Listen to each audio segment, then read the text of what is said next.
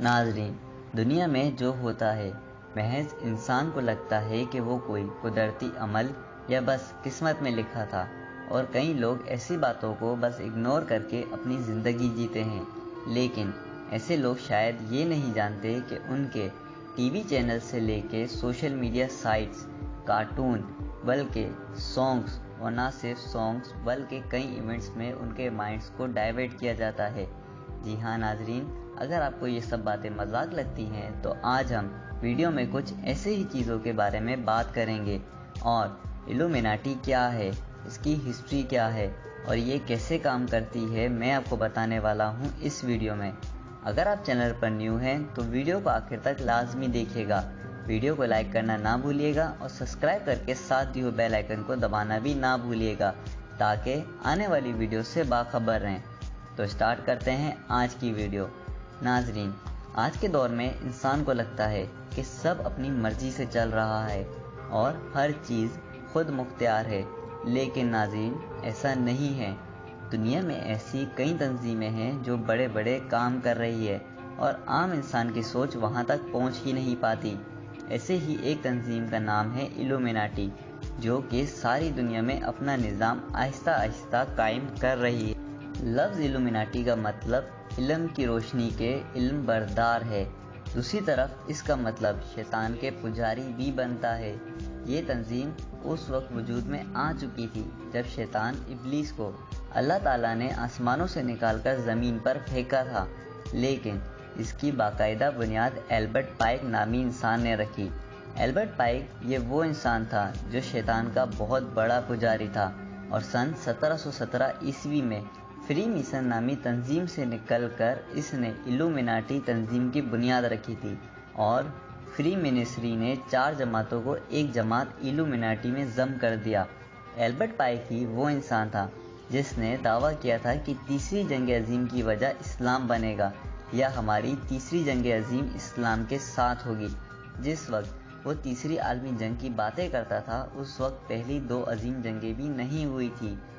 इस तंजीम की नुमाइंदगी इख्तियार करने के लिए बाकायदा हल्फ और शैतान की रबूबियत का इकरार करना पड़ता है, यानी शैतान को अपना रब मानना पड़ता है और वादा करना पड़ता है कि आज के बाद मेरी रूह का मालिक शैतान है, यानी अपनी रूह उसको बेचनी पड़ती है।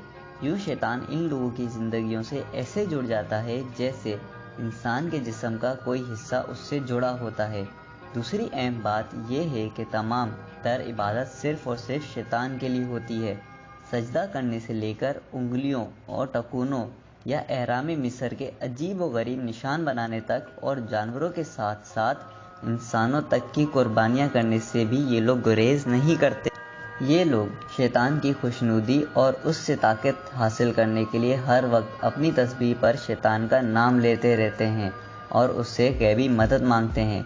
अगर इस तंजीम के शयातीन की बात की जाए तो सबसे पहले नाम आता है लूसीफर का।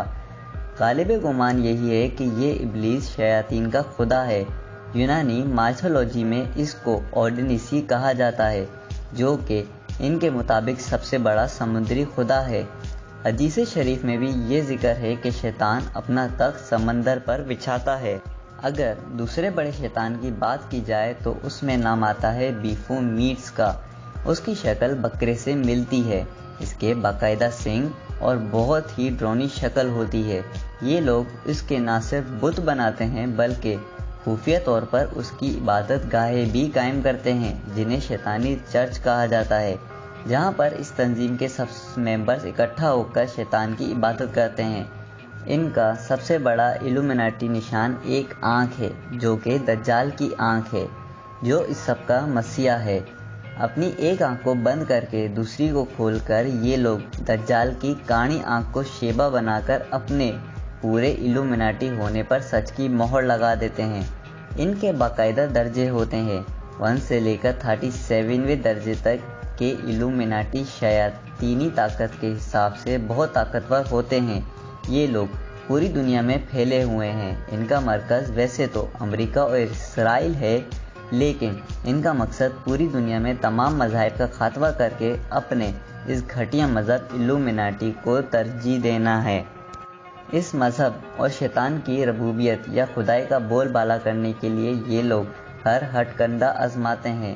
لوگوں کو گمراہی کے راستے پر لانے کے لیے طرح طرح کی لالچ دیے جاتے ہیں، جن میں دنیا کی تمام آسائشیں اور دولت کے انبار شامل ہیں۔ اپنے لیے خطرہ بننے والوں کو یہ لوگ اپنے راستے سے ہٹانے سے بھی گریز نہیں کرتے۔ اس وقت دنیا کے تمام بڑے بڑے لوگ ان کی زد میں ہیں۔ ان لوگوں کا مقصد دنیا میں لادینیت، الحاد اور دہریت کو فروغ دینا ہے۔ یہ بڑی رازداری سے کام کرتے ہیں۔ صبر، برداشت، امن، محبت، انسانی اخوت، بھائی چارہ، آزادی، مذہب سے بالاتر انسانیت، سائنسی ترقی، انسانی ارتقاء، تہذیب، گلوبل سخاوت اور اٹریکشن مابین اقوال عالم وغیرہ وغیرہ، یہ اصطلاحات ان کے خاص ہتھیار ہیں۔ ان گروپس کے ارکان عام طور پر اپنی سرگرمیاں خفیہ رکھتے ہیں۔ شروعات میں اپنے اپنے مذہب کی مقدس کتابوں اور پیغمبروں کے نام پر حلف لیتے ہیں کہ وہ اپنی تنظیم کے کام میں حد درجہ احتیاط برتیں گے، حتیٰ کہ اپنی اولاد سے بھی چھپائیں گے۔ ان کے علاوہ نئے ارکان کی اس طرح سے برین واشنگ کی جاتی ہے کہ انہیں علم بھی نہیں ہوتا اور وہ دھیرے دھیرے اپنے مذہب سے برگشتہ ہوتے جاتے ہیں اور الحاد اور دہریت کی طرف نکل جاتے ہیں۔ یوں انہیں پتہ بھی نہیں چلتا کہ وہ کب شیطان کے پجاری بن۔ یہ تنظیم باقاعدہ بین الاقوامی سطح پر جاسوسی اور سازشی عناصر کا بھی کام کرتی ہے۔ ان کے بارے میں کہا جاتا ہے کہ یہ جہاں پر بھی رہتے ہیں وہاں مستقبل میں ہونے والی جنگوں کی تیاری کرنے کے لیے بڑے بڑے بنکرز کی تعمیر کرتے ہیں۔ یہ بنکرز اتنے بڑے ہوتے ہیں کہ ایک بنکر میں 5000 لوگ 10 سال تک زندہ رہ سکتے ہیں۔ HAARP نامی مشین کو بھی وہاں رکھا گیا ہے جس سے منصوعی زلزلے اور سونامی برپا کیے جا سکیں۔ کہا جا رہا ہے کہ صدام حسین کو بھی ارجنٹینا میں ایسے ہی کسی بنکر کے اندر رکھا گیا ہے۔ جس کو پھانسی دی گئی تھی وہ اس کا ڈمی تھا، واللہ عالم۔ ان کی پڑھی جانے والی کتابوں میں مورل اور گوما بھی قابل ذکر ہیں، جو کہ البرٹ پائک کی ہی لکھی گئی ہیں۔ اس کتاب لوسیفر، شیطان کو خدا تصور کیا گیا ہے اور وہ لوسیفر یعنی شیطان کو ہی روشنی منبع تصور کرتا تھا۔ اس سوسائٹی کے ایک ممبر کا کہنا ہے کہ لوسیفر، ابلیس کو مقدس کتابوں میں شیطان کہا گیا ہے، اس لیے انہیں سب سے زیادہ علم حاصل ہے اور یہی لوگ معاشرے میں سب سے زیادہ قابل احترام اور برتر لوگ ہیں اور پوری دنیا میں ان کو ہی حکمرانی کرنے کا حق حاصل ہے۔ اس لیے یہ لوگ دنیا میں ہر وقت نیو ورلڈ آرڈر کو نافذ کرنے یا اس کو گلوبل ولیج بنانے کے لیے کوشاں رہتے ہیں۔ اس وقت دنیا میں جتنی بھی افراتفری اور جہاں تک بھی جنگیں برپا ہیں، ان سب میں ان لوگوں کا ہاتھ ہے۔